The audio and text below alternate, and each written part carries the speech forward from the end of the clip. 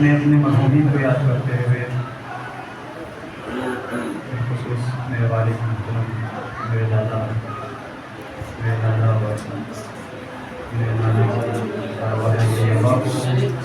حضرت علی علیہ السلام کو ہدیہ کرتے ہوئے ارشاد فرما دے بسم اللہ الرحمن الرحیم الحمد للہ رب العالمین الرحمن بسم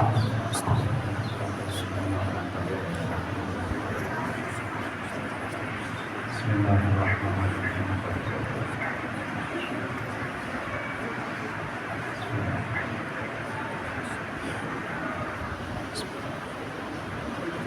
لا حول ولا قوة إلا بالله العلي العظيم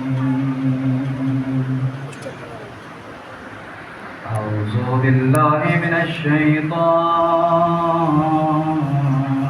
اللعين الرجيم بسم الله الرحمن الرحيم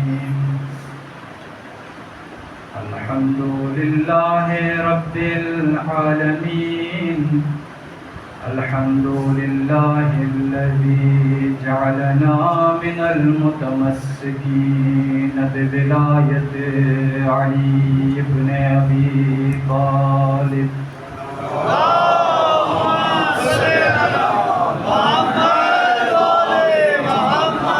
الصلاة والسلام على أخي علي بن أبي طالب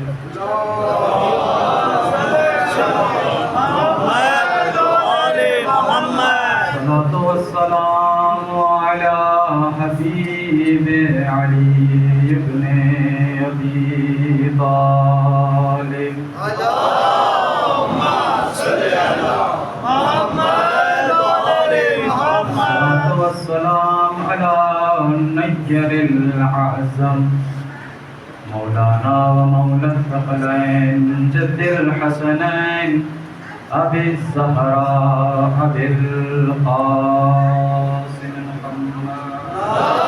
اللهم صل على محمد وعلى محمد. وعلى أهل بيته الطيبين المعصومين المنتجبين المنتخبين لا سيما بقية الله الأعظم روحي وأرواح العالمين لتراب مقدمه الفداء ولعنة الله على أعداء آل محمد من الآن إلى قيام يوم الدين.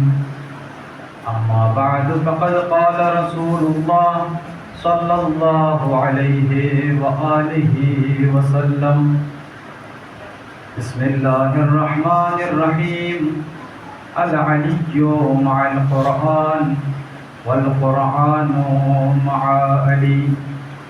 سوال کیجیے محمد. اللهم صل على محمد وعلى محمد وعجل فرجه. بہترین موقع مسجد علی سے منسوب ہے تو اللہ کا گھر. جب سے مسجد میں مولا کو شہادت ملی ہے مسجد کی عظمت بڑھ گئی ہے. تو ہم لوگ مسجد میں ہیں اور اتفاق اور حسن اتفاق یہ ہے کہ نماز ہے، نماز کے بعد روزے کی حالت میں ہے اور ذکر علی سننے بیٹھے ہیں. تو بہت ہی مختصر، زیادہ آپ کو تھکانا نہیں ہے. البتہ میرا عقیدہ یہ ہے، پرسنل عقیدہ یہ ہے کہ صبح سے شام تک علی علی کرتے رہو، علی علی سنتے رہو. اس لیے کہ ہمارا ذخیرہ آخرت یہی ہے. جب قبر میں فرشتے آئیں گے تو ہمیں کسی کا خوف نہیں ہونا چاہیے، اس لیے کہ قبر میں ہم تو لیٹے رہیں گے، سرانے میرا مولا رہے گا. تو جس کا یہ عقیدہ ہے وہ بلند آواز میں سلوات پڑھے.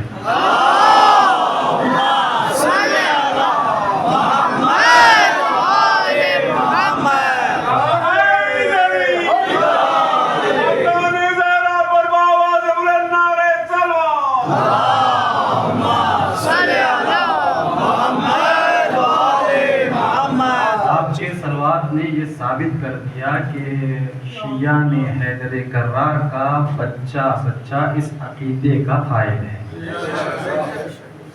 ماہ رمضان ہے تو پورے دعاؤں کو سمیٹ کر کے 4 جملے بنائے گئے۔ بڑی توجہ، ماہ رمضان میں یا سادے ایام میں پوری دعاؤں کو، جتنی بھی دعائیں ہیں، سمیٹ کر کے 4 جملے بنائے ہیں۔ اگر یاد کر سکتے ہیں اسی مجلس میں یاد کر لیں، اگر یاد نہیں کر سکتے بعد میں گوگل کر کے یاد کر لیں، نہیں کر سکتے 1 مہینہ بعد یاد کر لیں، یہ بچے اگر یاد کر سکتے ہیں تو 1 سال بعد یاد کر لیں۔ اگلے رمضان 20 ماہ رمضان کو یہ 4 جملے ان کے ذہنوں میں موجود ہیں۔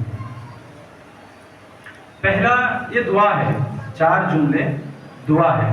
اپنے ہاتھوں کو بلند کر کے دعا کرتے ہیں پروردگار کی بارگاہ میں۔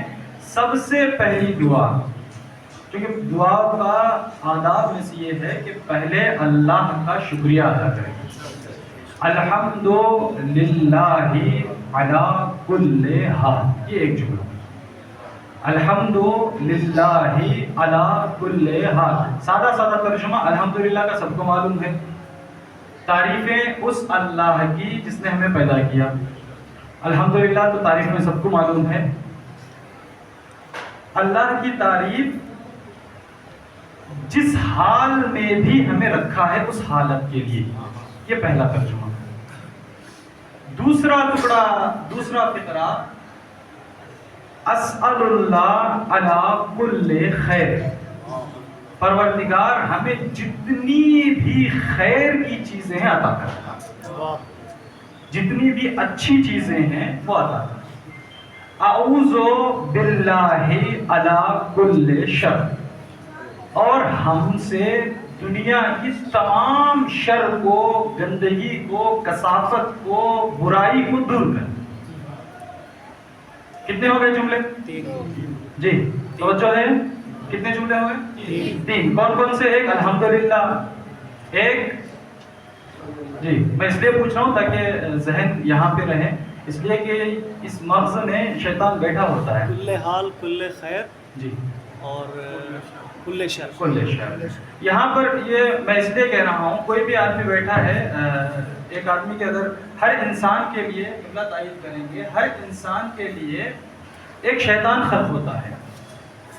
ہر انسان کے لیے جب ایک بچہ پیدا ہوتا ہے، شیطان بھی پیدا ہوتا ہے۔ اب جب بچہ بڑا ہوا، وہ علمی میدان میں آگے بڑھا، لوگ اس کی تعریف کرنے لگے، تو شیطان پاگل ہو جاتا ہے۔ اب اس کی طاقت کو بڑھاتا ہے کہ کسی نہ کسی طرح اس کو کھینچا جائے، کسی نہ کسی طرح اس کو قبضہ لیا جائے، کسی نہ کسی طرح اس کو بہکا دیا جائے، اور اچھے ہی لوگوں کے پاس آتا ہے۔ اگر شیطان ہمارے پاس آ رہا ہے تو یہ سمجھے کہ ہم اچھے ہیں، کبھی بہکانے کی کوشش کر رہا ہے تو ہم یہ سمجھیں کہ بھائی ہم لوگ اچھے ہیں، اس شیطان کو بھگاؤ، اچھے ہی رہو۔ شیطان کوئی شرابی کے پاس تو نہیں جائے گا نا، کوئی ڈانس بار میں تو نہیں جائے گا، اچھے ہی لوگوں کے پاس آئے گا۔ الحمدللہ علی کل حال، اور کل خیر، کل خیر، کل شر۔ آخری ایک دعا، استغفر اللہ علی کل ذنب، ہمارے جتنی بھی گناہیں ہیں ہمیں معاف فرما۔ یہ ہے 4 دعائیں، کوشش کریں یاد کرنے کی۔ ہدیہ تھا چونکہ ماہ رمضان۔ اصل ہمارا جو موضوع ہے، جو مجھے بحث کرنی ہے، وہ شب ضربت سے لے کر مولا علی علیہ السلام کے آخری سانس تک کن لوگوں نے مولا سے ملاقات کی، اور کیا کیا ان 3 دنوں میں ہوا۔ کوشش کروں گا اگر جتنا پاسبل ہو سکے اتنا آپ کی خدمت میں بیان کروں۔ دیکھیں، علی ایک شخصیت ہے، بہت بڑی شخصیت ہے۔ ایک مستشرق ہے جو فارینر ہے، وہ لکھتا ہے علی نسخۃ مفردہ، the only one، یعنی اس کا کوئی ثانی ہی نہیں۔ نسخہ مفردہ یہ لائبریریوں کی زبان میں اس کو کہتے ہیں ایک ایسی کاپی جس کی سیکنڈ کاپی نہیں ہے، ایک مستشرق کہہ رہا ہے. الگ الگ لوگوں نے ایک ایسی کاپی، ایک ایسی شخصیت جس کا کوئی ثانی نہیں ہے. کیوں کہہ رہا ہے؟ اس لیے کہ اس نے زندگی کو پڑھا ہے، علی کی زندگی کو اس نے پڑھا ہے، ڈیپلی پڑھا ہے. اب ہم لوگ جو اسٹڈی کر رہے ہیں، جو پڑھ رہے ہیں، ہمارا ایک ٹاپک ہے، بات آ رہی ہے جو عرض کروں، ہمارا ایک ٹاپک ہے قرآن اور مستشرقان، قرآن اینڈ دا فارینرز. لوگوں نے قرآن کے بارے میں جو اسلام نہیں تھے، جو اسلام میں نہیں تھے، انہوں نے قرآن کے بارے میں کیا کہا ہے. ایک اور ٹاپک ہے علی اور مستشرق. لوگوں نے علی کے بارے میں کیا کہا. ایک اور جو ہے وہ دانشمند نے کہا کہ علی عدل، علی عادل نہیں ہے، عدل ہے. عادل ہے اس میں فاعل، اس میں فاعل مولانا بہتر جانتے ہیں. ادبیات میں اس میں فاعل اس کو کہتے ہیں جو میرے اندر نہیں ہے، میرے اندر آ جائے، اس کو کہتے ہیں اس میں فاعل. میرے اندر نہیں ہے، میرے اندر آ جائے اور کچھ دیر کے لیے آئے، اس کو کہتے ہیں اس میں فاعل. عدل مصدر ہے، مصدر کہتے ہیں جڑ کو. اس جڑ سے شاخیں پھوٹتی ہیں، اس جڑ سے شاخیں پھوٹتی ہیں. علی عدل مطلب یہ ہے کہ علی سے عدالت پھوٹتی ہے. اس لیے کہ یہ میں نہیں کہہ رہا ہوں. ایک یہودی آیا امام علی کے زندگی کے بعد، دیکھا کہ سناٹا ہے یہاں پر، جو ہے وہ لوگ ایک دوسرے کے احوال پرسی نہیں ہے.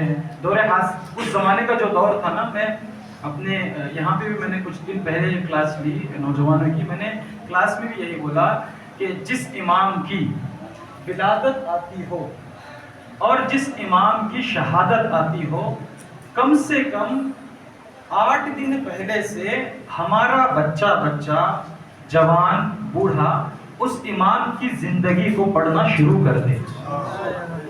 جب ہم پڑھیں گے، ہمارے پاس کتنے امام ہیں؟ 12 امام، 14 معصوم. 14 معصوم کو آپ ڈیوائڈ کر رہے ہیں ایک ویک کے لیے. کوئی بول سکتا ہے، کوئی ایسا ہے میتھمیٹیشین یہاں پہ جو بول سکتا ہے 8 into 14؟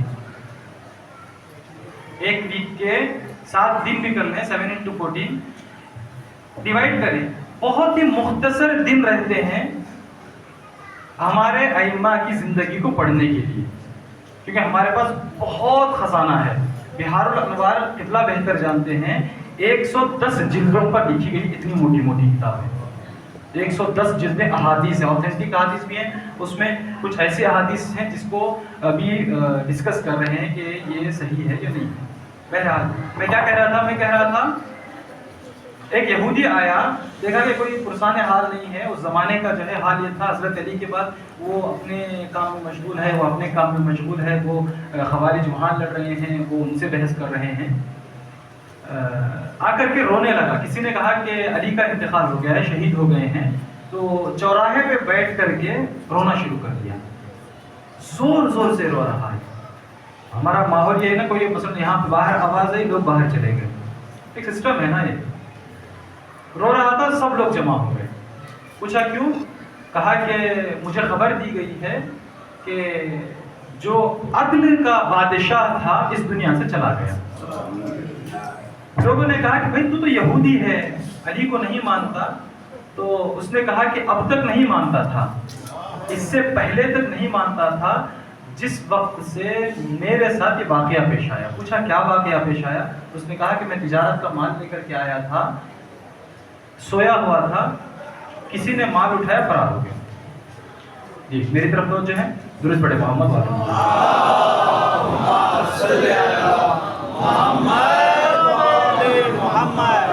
لے کر کے آیا تجارت کے حوالے سے، چور لے کر کے بھاگ گیا.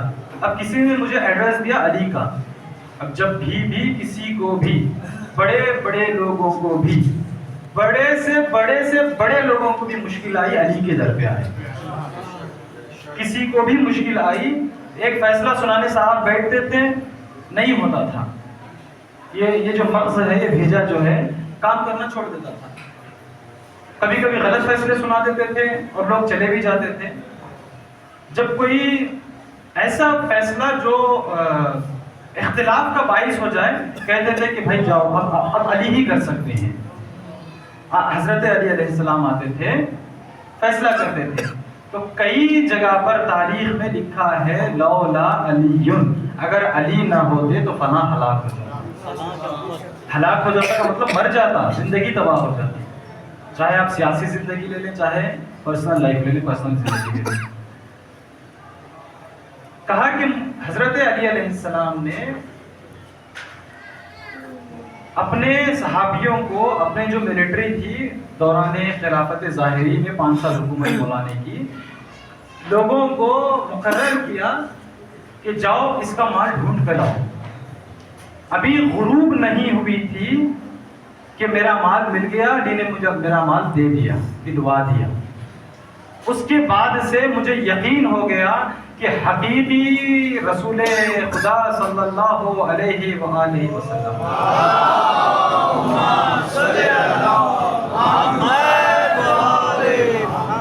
کیا نورانیت ہے، پیغمبر کا نام لیا اور روشن ہو گئی. وہ اس وقت کہتا ہے کہ مجھے یقین ہو گیا کہ حقیقی جانشین پیغمبر علی ہیں، یہ علی کی شخصیت ہے. لیکن لوگوں نے علی کو نہیں پہچانا.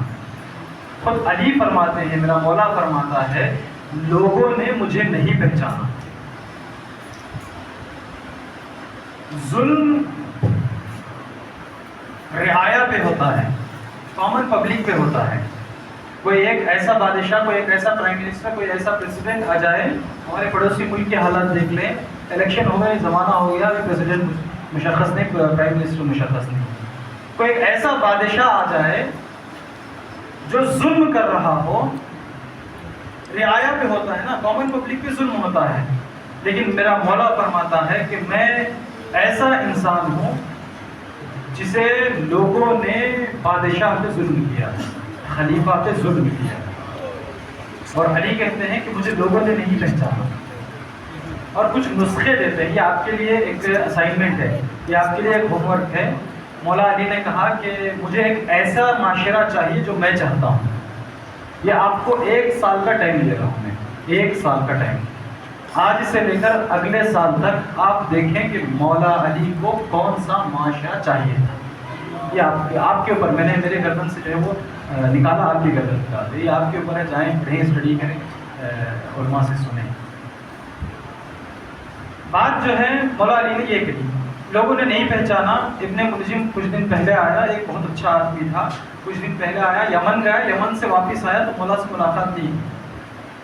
اب یہ اس کا بیک گراؤنڈ اور پس منظر سب لوگوں کو یاد ہے، کیا ہوا کیا جو اس کو دلائی گئی، کیا جو ہے اس کو بہکایا گیا، تھما دیا گیا، یہ سب کچھ جو ہے وہ معلوم ہے. مولا سے ملاقات نہیں کیا. 1 دن 2 دن 4 دن ہو گئے، مولا سے ملاقات نہیں کیا. بارہا مولا نے بارہا کہا یہ ابن ملجم مجھے شہید کرے گا. سب نے کہا کہ مولا آپ کیوں اس کو نہیں مارتے، قتل کیوں نہیں کرتے، ابھی سے اس کو مار دو، واصل جہنم کر دو. مولا نے کہا کہ ہم اہل بیت ایسے ہیں جو جرم سے پہلے سزا نہیں دیتے. اہل بیت ہم ایسے ہیں جو جرم سے پہلے سزا نہیں دیتے. اتفاقاً ضربت کے بعد سب سے پہلی ملاقات ابن ملجم نے مولا سے کی. ضربت لگی، مولا کو پکڑ کر کے لے آ کے گھر میں لٹایا گیا. کچھ دیر کے بعد ابن ملجم کو پکڑ لیا، وہیں پر پکڑ لیا تھا. چونکہ مولا بیمار تھے، خون جا رہا تھا، روکے. کچھ دیر کے بعد سب سے پہلے ابن ملجم کو بلایا گیا، لے کر کے گھر آئے. دخل الباب ہوا، کہا کون؟ کہا کہ ابن ملجم کو پکڑ لیا گیا ہے، وہ آپ کے پاس لے کر کے آ رہے ہیں. مولا علی علیہ السلام کے پاس ابن ملجم آیا. مولا نے سب سے پہلا سوال کیا، کہا کہ کیا تو ملجم کا بیٹا ہے؟ کہا کہ ہاں میں ملجم کا بیٹا ہوں. مولا نے کہا کہ کیا تو مرادی کا بیٹا ہے؟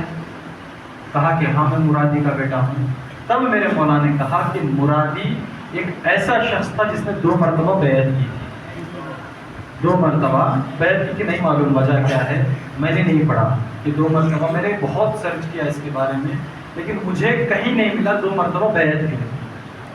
مقداد صاحب بہتر جانتے ہیں تاریخ کا ایک خزانہ، ایک انبار جو کبھی ختم نہیں ہوگا ان کے پاس ہے. ان کی صحت و سلامتی کے لیے، جملہ مریضوں کی صحت و سلامتی کے لیے بلند آواز میں صلوات پڑھی. محمد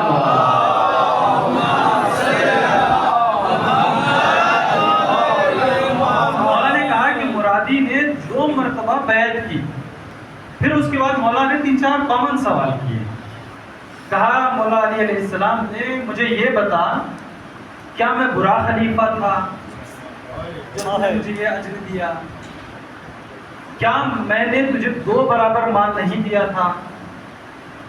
مولا جانتے تھے نا. اب یہاں پہ رکوں، ہمارے اور آپ کے 7ویں امام کے زمانے میں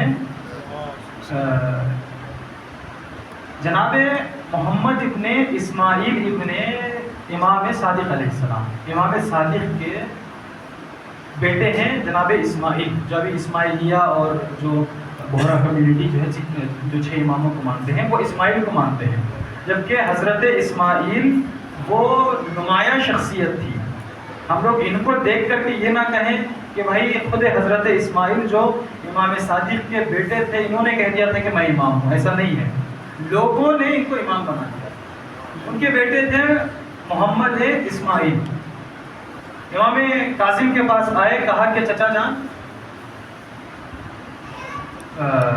صلوات بھیجیے محمد والے.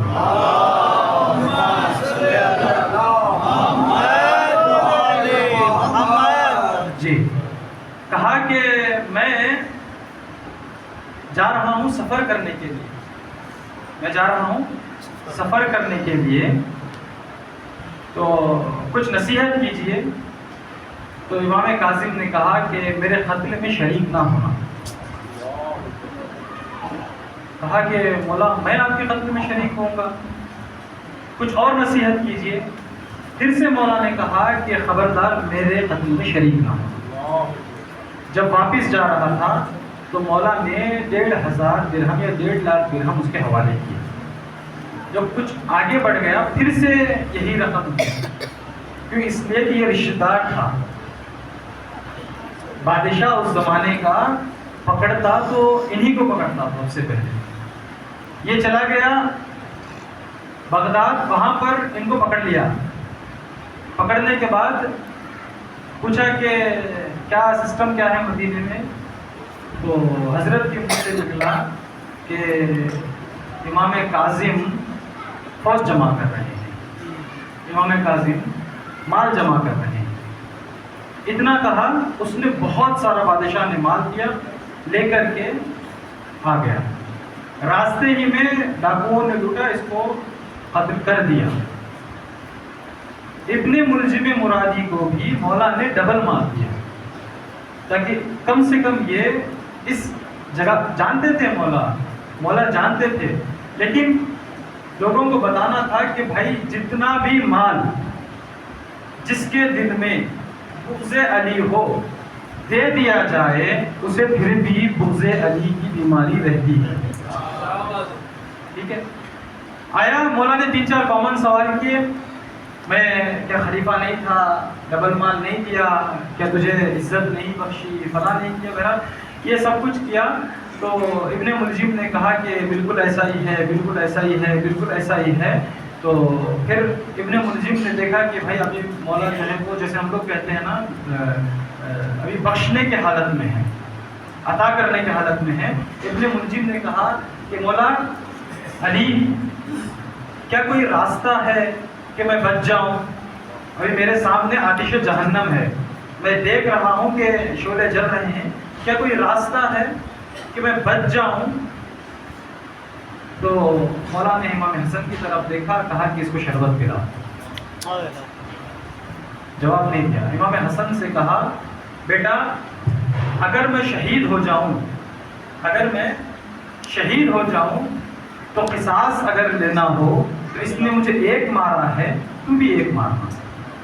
عادل اسی کو کہتے ہیں نا، اس نے 1 مارا تو بھی 1 ہی مارنا. اگر میں بچ جاؤں، دیکھیے میرا مولا کا کرم، اگر میں بچ جاؤں اس کو معاف کرنا میرے ساتھ، یعنی میرے ہاتھ میں ہے. بہرحال یہ مولا سے پوچھا. پھر ابن ملجم نے مولا کو دیکھا, دیکھ کر کے کہا کہ علی کیا سوچتے ہو کہ تم بچ جاؤ گے؟ میں نے 1000 درہم میں یہ شمشیر خریدی اور 1000 درہم اس پہ خرچ کیا زہر ڈالنے کے لیے. اگر یہ ابن ملجم کی جملہ تھا, اگر یہ شمشیر کوفے کے تمام لوگوں کو صرف ایسے ہی ٹچ کر لیا جائے, جھلا دیا جائے, سب لوگ مر جائیں. یہ علی کی شجاعت تھی کہ علی نے اس کو برداشت کر لیا. اس نے ابن ملجم نے ایک جملہ کہا, میں نے خدا سے عہد کیا تھا کہ دنیا کا سب سے بدترین انسان کو شخص سے اس تلوار سے ماروں گا. یہ جملہ کہا تھا, اس تلوار سے دنیا کے سب سے بدترین شخص کو ماروں گا. مولا نے اس کی طرف دیکھا, کہا کہ یہی ہوگا, اسی تلوار سے تجھے مارا جائے گا. جب مولا کی شہادت ہوئی, امام حسن نے اسی تلوار سے اس کو مارا. دنیا کے 5 بدترین شخص ہیں, 5 بدترین شخص. ایک ابن ملجم, شمر اور قنفذ اور نہیں حجاج بن یوسف ثقفی. اتنا خبیث آدمی تھا, کئی ہزار امام حسن کی اولاد کو دیواروں پہ چن دیا. اگر اس کو معلوم بھی ہوتا کہ یہ حسن کا چاہنے والا ہے, فوراً گردن کر. اتنے ہزار. میوزیم بنا دیا تھا. پتہ ہے آپ کو, تاریخ آپ پڑھی ہے, اس نے ایک میوزیم بنایا تھا حسنی سادات کے سروں کا. ایک نیزہ سر لٹکا ہوا ہے, اس کے نیچے ڈسکرپشنز دیے ہوئے ہیں پورا, یہ فلاں جگہ خروج کیا تھا, اس نے کسی نے مجھے خبر لا کر کے دی کہ بھائی یہ حسن کا چاہنے والا ہے, تو میں نے اس کو مار دیا. میں نے حکم دیا فوراً. کئی گروپ کے جو ہے وہ سر, یہاں تک کہ جو ہے وہ لکھا ہوا ہے کہ اس نے حسنی سادات کے سروں کا تخت بنایا, یہ اس پر لیٹتا تھا. اتنا لکھا ہوا ہے. اتنا بڑا خبیث آدمی شمر, اتنا بڑا خبیث آدمی. کربلا کے میدان میں ہمارا پچھلے سال کے عشرے کا ٹاپک تھا مشہد مقدس میں. ہم نے ٹاپک لیا تھا رجز. جو شہیدوں نے رجز پڑھا ہے اس کو بریفلی ڈسکس کرنا. ہر ایک شہید جب جنگ کرنے کے لیے آتا تھا ایک رجز پڑھتا تھا, میں کون, میرا بابا کون, میں کس قبیلے سے تعلق رکھتا ہوں, اور میرا امام کون ہے, میں کس لیے آیا ہوں, یہ بتاتا تھا. 13 سال کا ایک بچہ رجز پڑھنے کے لیے آیا, اس نے نہ اپنا نام لیا, نہ بابا کا نام, نہ قبیلے کا نام, سیدھا مستقیم آیا, سیدھے کے سیدھے ڈائریکٹ آتے کہتا ہے امیری حسین و نعم الامیر, میرا کوئی امیر نہیں ہے سوائے حسین. 13 سال کا بچہ. یہ بہت بڑا ٹاپک ہے, اگر خدا نے موقع دیا کہ عشرے کا ٹاپک ہے, چونکہ ہم نے وہاں پہ اس کو 5 مجلسیں ہماری تھی, 5 مجلسیں اور مولانا کی تھی, تو ہم نے اس کو 5 سے تقسیم کر کے 10 بنائی مجلسیں, تاکہ یہ محفوظ رہے ہمارے خزانے میں, یہ رہے. کیونکہ اس کو ہم لوگ عاشورہ کو ایک دن کے لیے رکھتے ہیں, نماز ہوئی, اذان ہوئی, لڑائی ہوئی, ختم. اس کو الیبریٹ نہیں کرتے, اس کو کھولتے نہیں ہیں کہ عاشورہ میں کیا ہوا. میں نے ایک بات کہی تھی, ماں رہی تو اللہ جمیلہ پہ, جناب زینب نے کہا تھا کہ میں نے خوبصورتی کے علاوہ کچھ نہیں دیکھا. تو اب مجھے حساب سے یہ بتائیں کہ کربلا میں خوبصورتی تھی, خوبصورتی تھی, یہ ہماری عقل کہتی ہے کہ نہیں تھی, لیکن زینب کیوں کہہ رہے ہیں خوبصورتی ہے. کربلا میں بھیانک بھیانک چہرے, اگر ان کو بتا بھی دیا جائے, آج بتا دیا جائے, فوٹو جو ڈرا کی گئی ہے بچوں کو بتا دیا جائے, شمر کی فوٹو, پوری کی فوٹو, ڈر جائیں گے, ایسے بھیانک. لیکن جناب زینب نے کہا ہمارا یہ تو اللہ جمیلہ, میں نے خوبصورتی دیکھی. تو اس کو الگ الگ چیزوں میں, مثلا خطبات کی خوبصورتی, امام حسین نے پرسنل لوگوں سے بات کی ہے. ایک صحابی ہیں امام حسین کے, وہ آ کر کے کہتے ہیں کہ مولا نماز کا وقت ہو گیا ہے, تو امام حسین نے دعا کی, اللہم جعلک اللہ من المصلین, پروردگار تجھے نمازیوں میں شمار کرے. یہاں گھمسان کا میدان ہے, جنگ کا میدان ہے, تم نماز کے لیے آ رہے, مولا آخری خواہش ہے نماز پڑھیں. کہا اور نماز پڑھتے ہیں, تیر ہاتھ میں جو ہے لیے ہوئے ہیں, چھوڑنا چاہتے ہیں. امام حسین آ کر کے دعا کر رہے ہیں, اللہم ثبت ربیتک, پروردگار تیرے دین میں اتنی طاقت دے کہ دشمن کے کلیجے پہ لگ جائے. یہ اس میں سے جناب ایک صحابی ہیں جناب نافع بن ہلال، ایک صحابی امام حسین کی، ایک ہلال ابن نافع ہے، ایک نافع بن ہلال ہے، ایک یزید کے لشکر میں، ایک امام حسین کے لشکر میں۔ امام حسین نے سب کچھ بتا دیا تھا، شب عاشور یہ ہوگا یہ ہوگا یہ ہوگا، مجھے قتل کیا جائے گا، مجھے شمر قتل کرے گا۔ یہاں تک لکھا ہوا ہے کہ کربلا میں شمر سے زیادہ شقی کوئی نہیں تھا، جو امام کو قتل کرے وہ کتنا بڑا شقی ہو سکتا ہے۔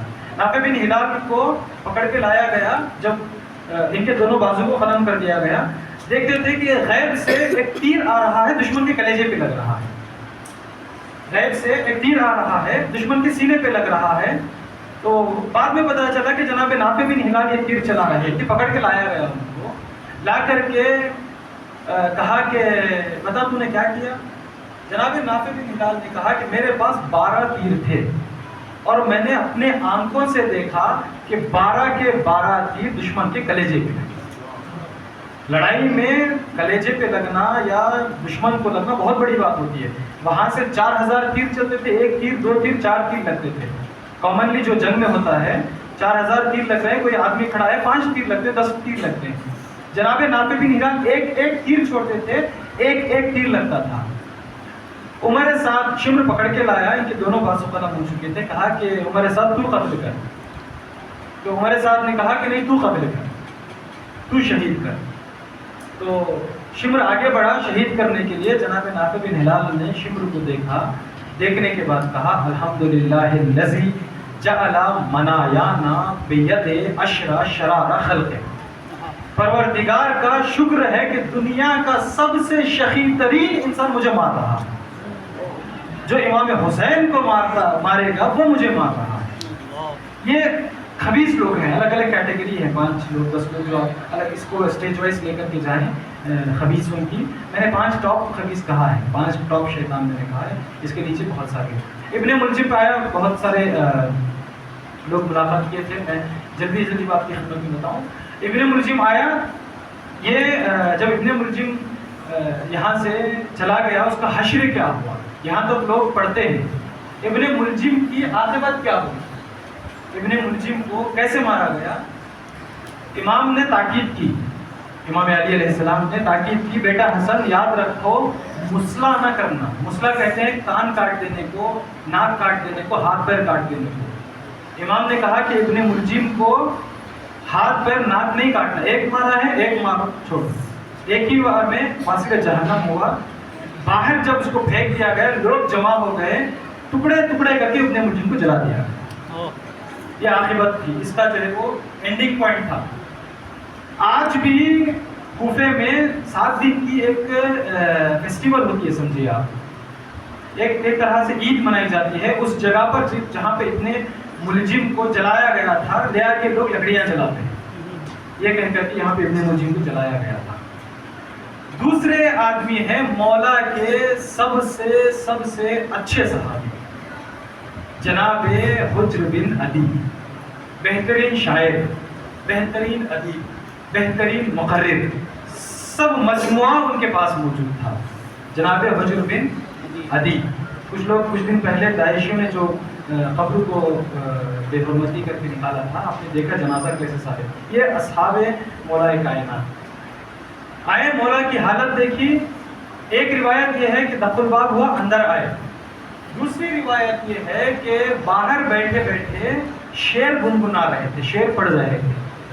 میرے مولا غش کی عالم میں آنکھیں کھلی تو پوچھا کہ بیٹا کیا ہے، کون پڑھ رہا ہے؟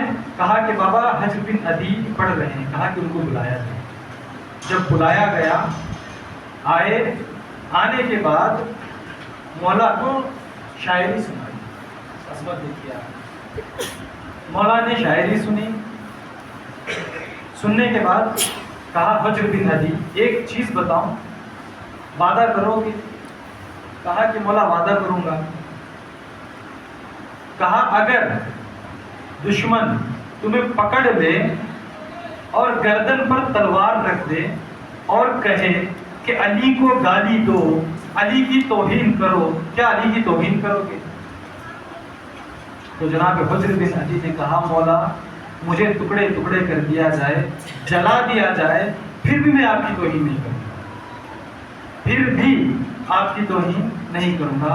مولا مسکرائے، مسکرا کے کہا مجھے معلوم تھا کہ میں چاہ رہا تھا کہ تیرے زبان سے یہ بات نکلے، اور یہ آخر میں یہی ہوا۔ گردن پہ تلوار، کہا کہ علی کی توہین کرو، کہا کہ میں توہین نہیں، وہیں پہ قتل پہ شہید کر دیا۔ بہرحال تیسرے آدمی جو کچھ دیر کے لیے آئے، یہ اصل جو ٹاپک تھا، موضوع تھا، وہ اسی پہ تھا۔ مولانا نے ذکر کیا اپنی مجلس میں جناب اسبغ ابن نباتہ یا نباتہ، مولا کے پاس آئے، دیکھا کہ چہرے کا رنگ اور پٹی کا رنگ دونوں ایک ہے۔ اتنے اچھے صحابی جب بھی مولا سے ملاقات کرتے تھے تو مولا سے کہتے تھے کہ مولا کچھ نصیحت کیجیے۔ ہمارے یہاں ایسا ہی ہوتا ہے نا، ہمارے یہاں بہت کم ہوتا ہے البتہ یہ کہ کوئی ایک بڑے عالم دین کو جو ہے وہ عالم دین سے ملاقات کرتے بہت کم ہوتا ہے، کہتے ہیں کہ نصیحت کیجیے۔ یہ بزرگان میں ہوتا تھا، بڑے بڑے مجتہدین سے جب ملاقات کرتے تھے، ہم لوگ بھی جب مجتہدین سے ملاقات کرتے ہیں تو ایک ہی بات کہتے ہیں، نصیحت کیجیے۔ کیوں؟ اس لیے کہ جو نصیحتیں ہیں وہ دل پہ اتر جاتی ہیں اور عمل بھی ہو جاتا ہے، چونکہ وہ خود عمل کرتے ہیں نا۔ اب میں عمل نہیں کر رہا ہوں، میں بول رہا ہوں، نہ دل پہ اترنے والا ہے نہ ذہن میں، یہاں سے سنے یہاں سے نکل گیا۔ میں کہہ رہا تھا اسبغ بن نباتہ آئے مولا علی علیہ السلام کے پاس، بہت مختصر کرو میرا وقت۔ آئے، آنے کے بعد کہا کہ مولا مجھے کچھ نصیحت کریں، کچھ فرمائیں۔ تو مولا نے کہا کہ اسبغ یاد رکھو پیغمبر اکرم نے ارشاد فرمایا تھا کہ اللہ کی لعنت ہو اس پر جو مزدور کو اس کی مزدوری نہ دے، اللہ کی لعنت ہو اس پر جو حقدار کو حق نہ دے، اللہ کی لعنت ہو اس پر جو والدین کی بے احترامی کرے، اور ایک جملہ کہا اللہ کی لعنت ہو اس پر جو علی اور اولاد علی کی دشمنی رکھے۔ تین چیزیں، اور ان تینوں چیزوں کا خود پیغمبر نے خلاصہ کیا۔ کہا علی اللہ کی لعنت ہو، پہلا جملہ کیا؟ اس پر اللہ کی لعنت ہو اس پر جو مزدور کو اس کا حق نہ دے۔ یہاں پہ کہا کہ علی یہ میں اس لیے کہہ رہا ہوں کہ تیرے حق کو مارا جائے گا۔ اب کیا سوچتے ہیں، کیا شہزادی نے باغ فدق لینے کے لیے دربار گئی تھی؟ ایک نارمل سوال ہے نا آپ سے، شہزادی کیا باغ فدق لینے کے لیے دربار گئی تھی؟ ایک شعر ہوا تھا ایسا، میں نے شعر کہا تھا مقصد گر فدق لینا تو پل میں لے لیا ہوتا تھا۔ مقصد گر، مشہد مقدس کی سرزمین پر میں نے شعر لکھا تھا، یہ تھا مقصد گر فدق لینا تو پل میں لے لیا ہوتا، نقاب شرع الٹنا ہی سیاست فاطمہ کی ہے۔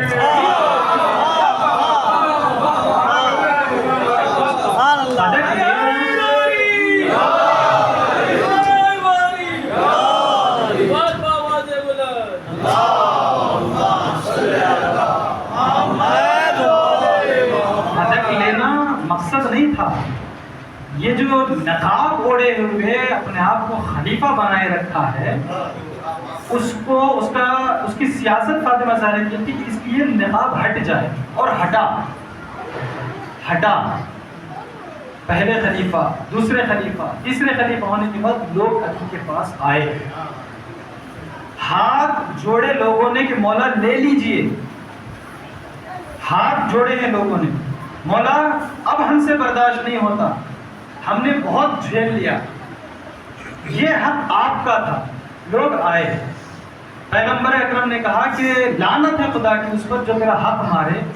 اب آج ہم لعنت بھیجتے ہیں اس پر جو علی کا حق مارتا ہے، اس بات کی دلیل ہے کہ پیغمبر نے خود لعنت بھیجی ہے۔ ہم پہ کوئی اعتراض نہ کرے کہ ہم لعنت کیوں بھیجتے ہیں۔ جی، والدین اچھے اچھے والدین دیکھ رہا ہوں، کوشش یہ کریں چونکہ اتحاد کا زمانہ ہے، پبلک میں نہ کہتے ہوئے اپنے بچوں کو یہ جو تاریخ ہے، یہ جو ہسٹری ہے، ہمارے یہاں کہتے ہیں گھٹی بٹھا دیں کہ رسول اللہ کے ساتھ کیا ہوا تھا، علی کے ساتھ کیا ہوا، خصوصاً فاطمہ کے ساتھ کیا ہوا، تاکہ ہمارے بچوں کے ذہنوں میں، آج لوگ کہتے ہیں نا، آج سنی سادات ہیں، بعض لوگ کہتے ہیں یہ سنی سادات شیعہ تھے پہلے، صرف تقیے کی بنا پر انہوں نے اپنے بچوں کو نہیں بتایا کہ بچہ جا کر کے کھیلتے کسی کو نہ بولتے کہیں ہم پہ مصیبت نہ آ جائے، کہ اورنگزیب کے زمانے میں یہ ہسٹری آپ جو ہے بہتر جانتے ہیں، وہ ہوتے وہ سنی ہی رہ گئے، شیعہ نہیں ہوئے۔ کچھ دن پہلے ریسرچ ہونے کے بعد لوگ سنی سے شیعہ ہوئے، کہا کہ ہمارے اجداد شیعہ تھے صرف اور صرف تقیے کی بنا پر۔ ہمارے یہاں تقیہ کوالٹی والی چیز ہے، یہ بھی آپ کے لیے اسائنمنٹ ہے، علماء سے پوچھیے تقیہ کس چیز کا نام ہے۔ بہرحال کیا کہہ رہا تھا رسول خدا کی لعنت، جی لعنت بھیجے رسول خدا جی، ایک لعنت ہوئی حقدار کو حق نہ دینے کی، دوسری لعنت والدین کی بے حرمتی کی۔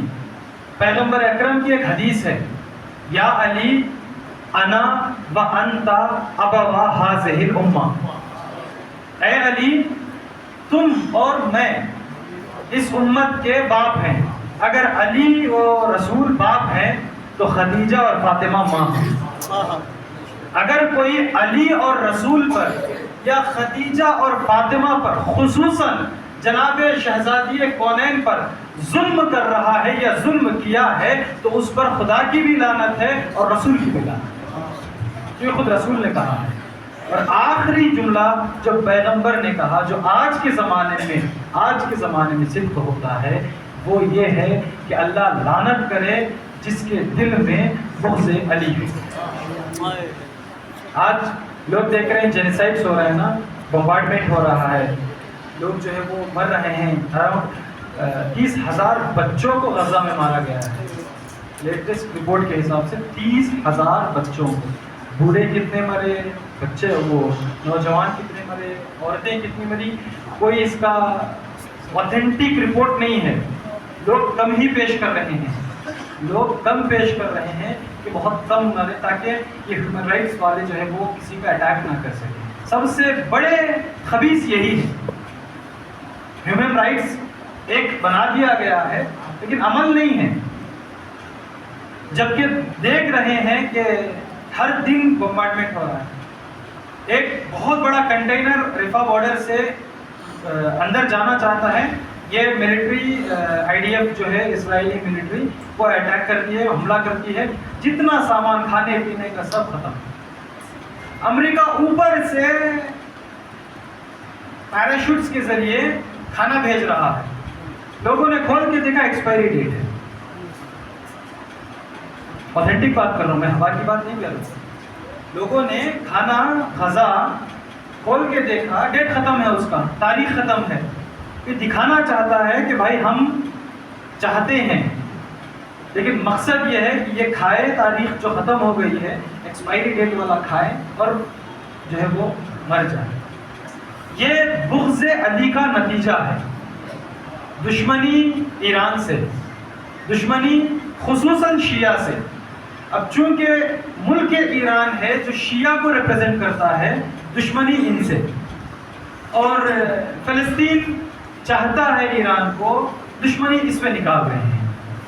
بہرحال اللہ ان پہ لعنت کرے، اور خصوصاً ہم دعا کریں کیونکہ ہم لوگ کچھ نہیں کر سکتے نا، ہمارے ہاتھ میں کچھ بھی نہیں ہے، جس کے ہاتھ میں ہے وہ کر رہے ہیں، جس کے ہاتھ میں نہیں ہے وہ دعا کر سکتے ہیں۔ یہ ملاقات ہوئی اسباب بن نباتہ کی، اور کچھ ملاقاتیں حضرت علی علیہ السلام نے اپنے بچوں سے کی، کچھ ملاقاتیں اپنے بچوں سے۔ ایک حضرت علی علیہ السلام نے سب کو جمع کیا، جمع کرنے کے بعد کچھ وصیتیں کی، کہا بیٹا حسن، بیٹا حسین، دیکھنا لوگ غصے میں ہیں، لوگ غصے میں ہیں، کہیں باہر فساد نہ ہو جائے، کہیں اسلام پامال نہ ہو جائے۔ خوارج طاق میں ہیں کہ یہاں سے کچھ غلطی ہو ہم ان پر اٹیک کریں، ہم ان کو ماریں، ختم کریں، اسلام کو پامال کر دیں۔ معاویہ اس طاق میں ہے، دیکھ رہا ہے کہ حسن کچھ کرے تاکہ ہم ان کو شہید کر دیں۔ علی نے کہا کہ صبر سے کام لینا، اور علی نے اپنی بیٹیوں کو سفارش کی، کہا بیٹی زینب رونا نہیں، بیٹی ام کلثوم رونا نہیں، سفارش کرتے رہے۔ اب آخر بیٹی ہے نا، باپ کو اس حالت میں دیکھتی ہے تو روتی ہی، آنکھوں سے آنسو جا رہے ہیں، آنکھوں سے آنسو جا رہے ہیں۔ علی سفارش کر رہے ہیں بیٹی رونا نہیں۔ کچھ ہی دیر گزری تھی، سفارش کرتے کرتے ایک مرتبہ علی نے زینب کو دیکھا، زینب رو رہی تھی، علی نے رونا شروع کر دیا۔ جیسے ہی علی رونا شروع کر دیا، زینب نے بلند آواز میں رونا شروع کر دیا۔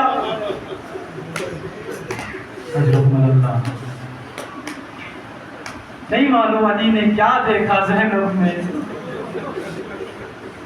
شاید یہ دیکھا ہوگا کہ یہی کوفہ ہے، آج میں زینب کو منع کر رہا ہوں زینب رونا نہیں، لیکن یہی کوفہ سن 61 ہجری کا کوفہ ہوگا جہاں زینب صرف اور صرف گریا کرے،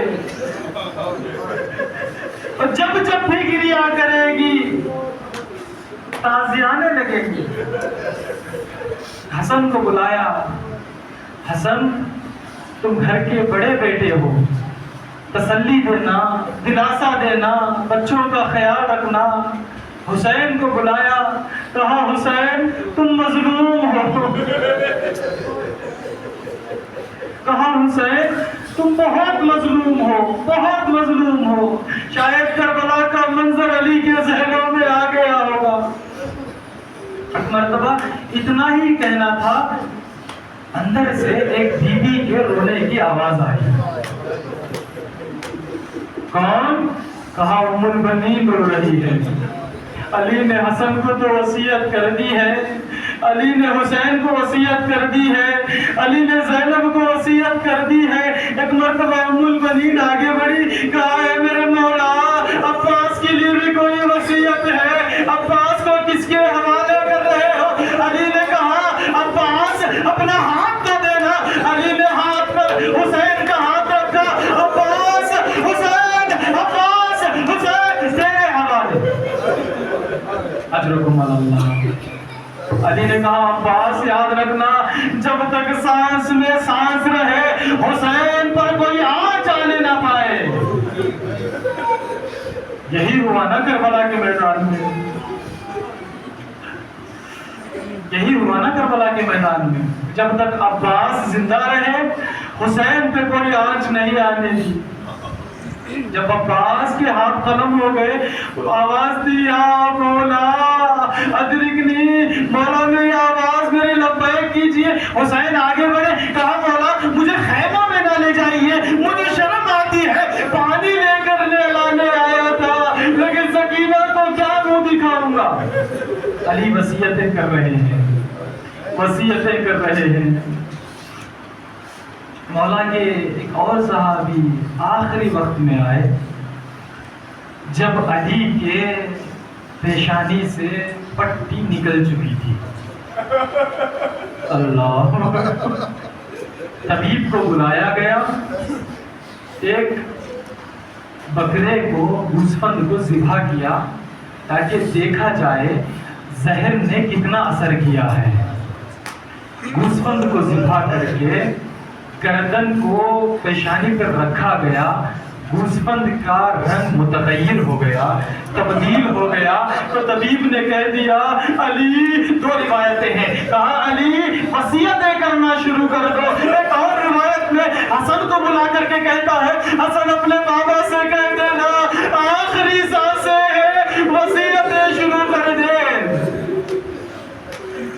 वसीयतें शुरू की, हसन मुझे तुम दफन करना, तुम कफन देना।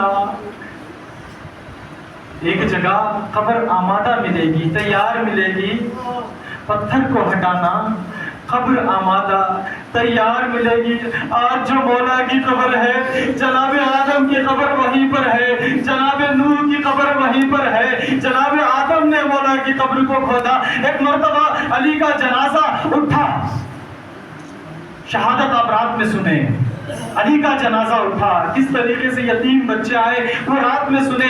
आखिरी जुमला सुन ले, अली का जनाजा उठा, देखा कहाँ ले जाया जा रहा है। हसन ने पत्थर को हटाया, कब्र तैयार है, लाख नीचे एक खत लिखा हुआ है, एक तहरीर लिखी हुई है, हाज़ा कब्र अबी अली इब्न अबी तालिब, ये अली की कब्र है जिसको आदम ने अली को कब्र के हवाले किया। अजरकुमुल्लाह, आखिरी जुमला, आपके आंखों से आंसू रवाना हो गए हैं। कहा आखिरी जुमला ये है कि कब्र तैयार है, मौला का जनाजा उठाया गया, पीछे से असहाब उठा रहे हैं, आगे से मलाइका उठा रहे हैं। कितनी बड़ी शख्सियत है जिसका मलाइका जनाजा उठा रहे हो।